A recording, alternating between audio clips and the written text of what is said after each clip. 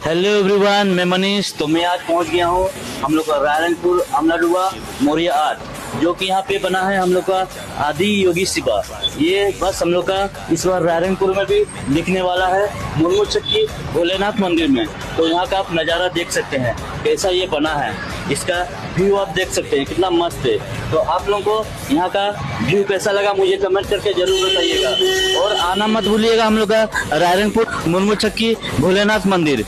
तो guys comment करिए सब कोई हर हर महादेव, और वीडियो को शेयर करिए अपने दोस्तों को।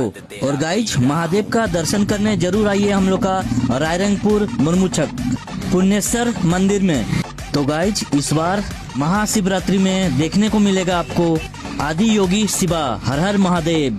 और ये भोलेनाथ का जो मूर्ति बना है ये हम लोग का रायरंगपुर अमलाडुआ मौर्य आर्ट ने बनाए हैं, बहुत अच्छी तरीके से बनाए हैं।